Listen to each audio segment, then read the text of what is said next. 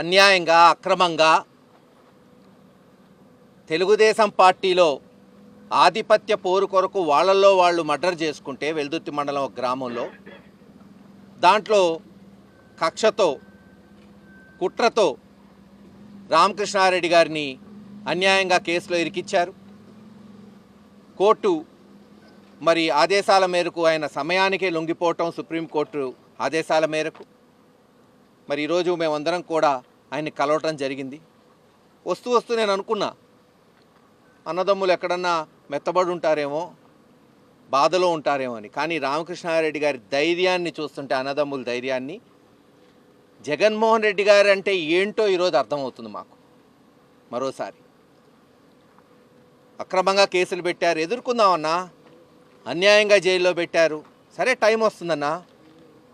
మౌలిక సదుపాయాలు కూడా కోర్టు నుంచి కోర్టులో గెలిచి ఒక మాజీ ఎమ్మెల్యేకి లేదు ఒక పౌరుడికి ఉండాల్సిన మౌలిక సదుపాయాలు కూడా ఈరోజు జైళ్లలో మరి అందుబాటు చేయట్లేదు.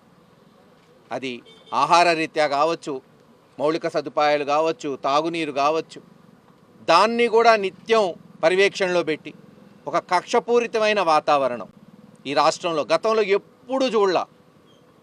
ఎప్పుడు ఈ రకమైన రాజకీయ వాతావరణం ఒక ఫ్రాక్షన్ నడుస్తుంది ఆంధ్రప్రదేశ్లో, పాలన కాదు.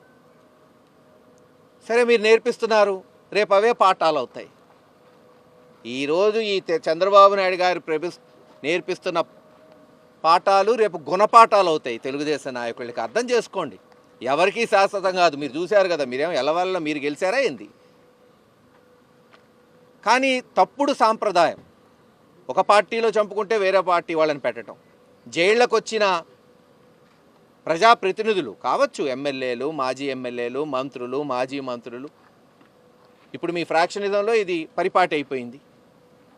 అయినా రామకృష్ణారెడ్డి గారు, అతని సోదరుడు వెంకట్రామరెడ్డి గుండె నిబ్బరంతో ఎన్ని ఆటుపోట్లు వచ్చినా సరే జగన్మోహన్ రెడ్డి గారి కొరకు, వైఎస్ఆర్సీపీ పార్టీ కొరకు, మాచర్లలోని ప్రతి కార్యకర్త కొరకు చివరిదాకా పోరాటం చేయడానికి దృఢ నిశ్చయంతో ఉన్నారు.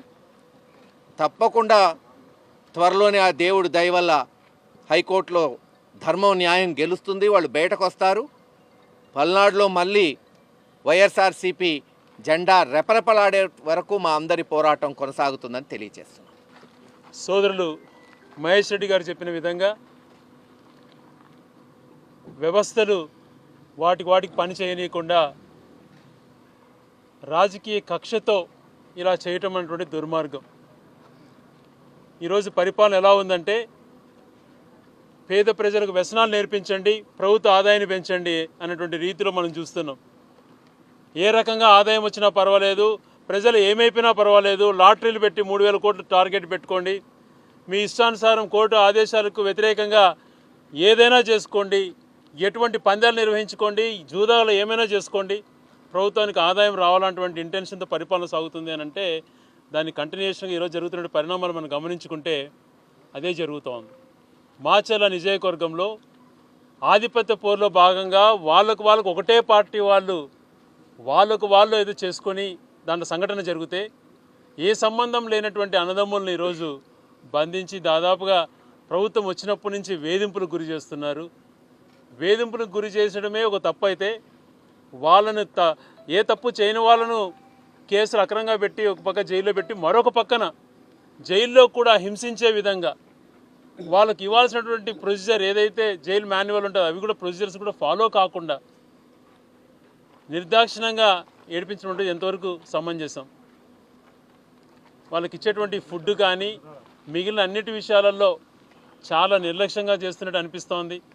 కానీ వాళ్ళకు ఉన్నటువంటి మనోధైర్యం, వాళ్ళకు పార్టీ పైన ఉన్నటువంటి కమిట్మెంటు, వాళ్ళ ఆ ధైర్యంతో వాళ్ళు ముందుకు నడుస్తున్నారు. ఈరోజు మేము చెప్పేటువంటిది కాదు, ఈ రాష్ట్రంలో వ్యవస్థలు సరిగా లేవు అని చెప్పి తెలుగుదేశం పార్టీ నుంచే ఎన్నికైనటువంటి సీనియర్ శాసనసభ్యుడు ప్రొద్దుటూరు శాసనసభ్యుడు గారే చెప్పారు, ఇటువంటి పరిపాలన ఎప్పుడు కూడా చూడలేదు, చాలా అక్రమంగా జరుగుతుంది పరిపాలన అని చెప్పి. అదే పార్టీకి సంబంధించినటువంటి ఇంకొక కైకలూరు ఎమ్మెల్యే గారు అనుకుంటే ఆయన చెప్పారు. ఆ పార్టీ నుంచే చెప్తున్నారు అంటే వ్యవస్థలు ఏ రకంగా దిగజారిపోయినాయి, ఏ రకమైనటువంటి పరిపాలన సాగుతుందో అర్థమవుతోంది. వీటన్నిటికీ కూడా నిజంగా వీళ్ళు కొన్ని థింగ్స్ నేర్పిస్తున్నారు. ఇటువంటి పద్ధతులు మంచివి కాదు. ప్రజాస్వామ్య స్ఫూర్తితో పనిచేయాలి, కానీ ఇలాగ వేధించేటువంటి క్రమంలో చేయడం దుర్మార్గం. ప్రజాస్వామ్యంలో ఈ కూటమి ప్రభుత్వం వచ్చిన తర్వాత మీరు ఇచ్చిన హామీలు నెరవేర్చి మంచిగా మీరు ఉండాల్సింది పోయి హామీలు నెరవేర్చకుండా ప్రతిపక్షాన్ని మీరు కక్షపూరిత కేసులు పెట్టి ఎవరైనా బయటకు వస్తే వాళ్ళని జైల్లో వేయటం, కేసులు పెట్టడం, భయపెట్టి మీరు పరిపాలన చేద్దాం అనుకుంటున్నారు. ఇది కరెక్ట్ పద్ధతి కాదు. ఇంతకుముందు ఎప్పుడూ కూడా ఇలాంటి సిస్టమ్ లేదు. మరి రామకృష్ణారెడ్డి గారు, వెంకటరామరెడ్డి గారిని కూడా అనవసరంగా వాళ్ళకి సంబంధం లేని కేసు, ఒక అధికారి ఎస్పీఏ వీళ్ళకి సంబంధం లేదు అని చెప్పి స్టేట్మెంట్ ఇచ్చిన తర్వాత కూడా వాళ్ళ మీద కేసు ఫైల్ చేసి వాళ్ళని ఇబ్బంది పెట్టి జైల్లో వేయటం అనేది, వాళ్ళ మీద కేసు ఫైల్ చేయటం అనేది చాలా దుర్మార్గమైన విషయం ఇది. మరి దీన్ని మేమందరం తీవ్రంగా ఖండిస్తున్నాం. రాబోయే రోజుల్లో ఇవన్నీ కూడా ఒక మహేష్ గారు చెప్పినట్టు ఒక గుణపాఠం మాకు నేర్పే విధంగా మాకు నేర్పుతున్నారు. ఇప్పుడు ఇవన్నీ రేపు తర్వాత ఇవన్నీ కూడా ఇలాంటి పనులు చేయమని చెప్పి మీరే చెప్తూ ఉన్నారు.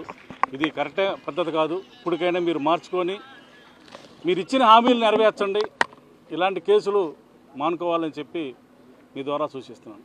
వ్యవస్థల్ని మేనేజ్ చేసేటువంటి చంద్రబాబు నాయుడు గారు ఈ రోజున వ్యవస్థల్లో ముఖ్యమైన భాగమైనటువంటి జైలు వ్యవస్థను కూడా మేనేజ్ చేస్తూ ఉన్నారు.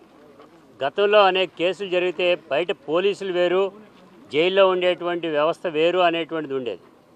మాన్యువల్ ప్రకారంగా ఎవడు ఎంతటి వాడికైనా కానీ అదే పద్ధతిలో వ్యవహరించేటువంటి దాంట్లో ఇవాళ మాన్యువల్ కూడా పక్కన పెట్టి ఆ రెడ్ బుక్ రాజ్యాంగానికి బయటికి తీసుకొచ్చి జైలు మాన్యువల్ కూడా మార్చినటువంటి వైనం కనబడుతుంది. దీనికి ఒట్టి ఉదాహరణే రామకృష్ణారెడ్డి గారికి బయట నుంచి భోజనం ఇవ్వమన్నారు. ఆ భోజనం ఇవ్వటానికి వీల్లేదు అని నవ్వుతున్నారట. ఆఫీసర్స్ వచ్చినటువంటి నవ్వుతూ ఇవ్వమండి అని నవ్వుకుంటే వెళ్తూ ఉన్నారు. అంటే దాని అర్థం ఏంటి? కోర్టును కూడా ఖాతరు చేయనటువంటి పద్ధతిలో వీళ్ళు తీసుకున్నారంటే దాని అర్థమవుతుంది వ్యవస్థలను ఏ రకంగా మేనేజ్ చేస్తూ బయటకు వస్తూ ఉన్నారు అనేటువంటి అర్థమవుతూ ఉంది. వారు ఏదైతే అనుకుంటున్నారో దాన్ని చేయాలనేటువంటి ఉద్దేశంతోనే తీసుకోవడం జరుగుతుంది. ఒక ఇన్కమ్ ట్యాక్స్ ఎస్ఎస్సి, ఓ మాజీ శాసనసభ్యుడు 4-5 సార్లు గెలిచినటువంటి ఆయనకి ప్రివిలేజెస్ ఉంటాయి.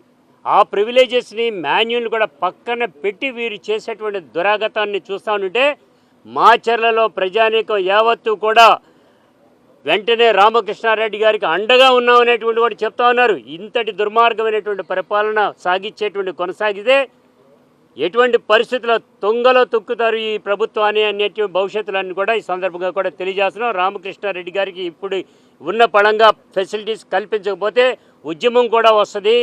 పల్నాడు జిల్లాలో కూడా హెచ్చరిస్తూ ఉన్నాం.